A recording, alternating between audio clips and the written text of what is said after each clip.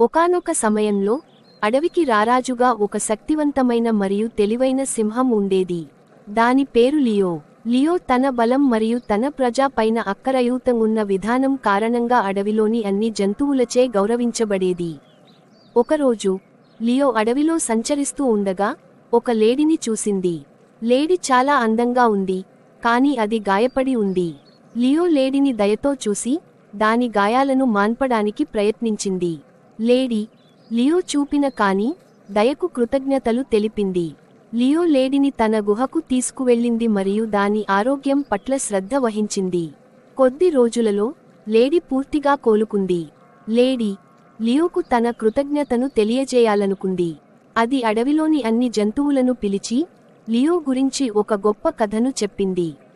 జంతువులు లియో పట్ల మరింత గౌరవాన్ని పెంచుకున్నాయి. లేడీ ఎంతో కృతజ్ఞతతో లియోకు తన కథను చెప్పింది. తన జీవితంలో ఎదుర్కొన్న కష్టాలను, అలాగే తన మంద నుండి ఎలా వేరుపడవలసి వచ్చిందో చెప్పింది. లియో లేడీ పట్ల దయను కలిగి ఉండి తన మందను మళ్లీ కలపడానికి సహాయం చేస్తానని వాగ్దానం చేసింది. ఈ విషయానికి తెలుసుకున్న జంతువులన్నీ లియో పైన మరింత గౌరవాన్ని పెంచుకున్నాయి. అవి లేడీకి సహాయం చేయడానికి సంతోషంగా అంగీకరించాయి. అడవిలోని జంతువులన్నీ కలిసికట్టుగా పనిచేశాయి. అవి లేడీ యొక్క మందను కనుగొనడానికి సహాయపడ్డాయి. ఈ క్రమంలో అవి చాలా సాహసాలను ఎదుర్కొన్నాయి, కానీ అవి ఎప్పుడూ నిరాశపడలేదు. చివరికి అవి లేడీ యొక్క మందను కనుగొనగలిగాయి. లేడీ మరియు దాని మంద చాలా సంతోషించాయి. అవి లియో మరియు తన జంతువులకు కృతజ్ఞతలు తెలిపాయి. లేడీ లియో మరియు తన జంతువుల సహాయంతో తన మందను తిరిగి కలుసుకోగలిగింది.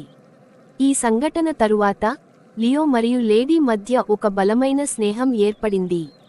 అవి ప్రతిరోజు కలుసుకునేవి, అడవిలో కలిసి తిరిగేవి మరియు ఒకదానికొకటి సహాయం చేసుకునేవి.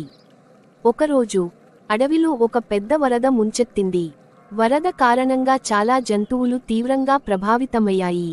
లియో మరియు తన జంతువులు వరదలో చిక్కుకున్న జంతువులను రక్షించడానికి ప్రయత్నించాయి. అవి చాలా కష్టపడ్డాయి, కానీ కొన్ని జంతువులను కాపాడలేకపోయాయి. ఈ సంఘటన తరువాత లియో మరియు తన జంతువులు జంతు సంరక్షణ మరియు అటవీ సంరక్షణ పట్ల మరింత శ్రద్ధను చూపడం ప్రారంభించాయి. అవి అడవిని పరిరక్షించడానికి మరియు జంతువుల ఆవాసాలను రక్షించడానికి ప్రయత్నించాయి. లియో, లేడీ మరియు ఇతర జంతువులు అడవిని రక్షించడానికి అవి చేయగలిగిన ప్రతిదాన్ని చేశాయి. అవి చెట్లను నరకడాన్ని నిరోధించాయి మరియు వన్యప్రాణులను సంరక్షించడానికి ప్రయత్నించాయి. ఒకరోజు అడవిలో ఒక పెద్ద కార్చిచ్చు సంభవించింది. కార్చిచ్చు వేగంగా పరావైంది మరియు అది అడవిని నాశనం చేయబోతోంది. లియో మరియు తన జంతువులు కార్చిచ్చును ఆర్పడానికి ప్రయత్నించాయి. అవి చాలా కష్టపడ్డాయి, కానీ అవి కార్చిచ్చును ఆర్పలేకపోయాయి. ఈ సంఘటన తరువాత లియో మరియు తన జంతువులు అడవిని కాపాడటానికి ఇంకేమైనా చేయగలమా అని ఆలోచించాయి.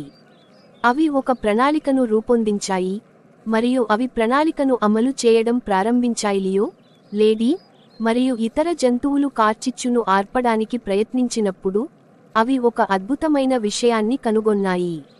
అడవిలో ఒక పురాతనమైన మాయాజాల వృక్షం ఉంది. ఈ వృక్షానికి వర్షాన్ని పడేలా చేయగల శక్తి ఉంది. లియో మరియు తన జంతువులు మాయాజాల వృక్షాన్ని వెతకాలని నిర్ణయించుకున్నాయి. అవి చాలా కష్టపడ్డాయి మరియు అవి చివరికి ఆ వృక్షాన్ని కనుగొన్నాయి. మాయాజాల వృక్షం లియో మరియు తన జంతువుల ప్రార్థనలను ఆలకించింది మరియు అది వర్షాన్ని పడేలా చేసింది. వర్షం కార్చిచ్చును ఆర్పివేసింది మరియు అడవి రక్షించబడింది.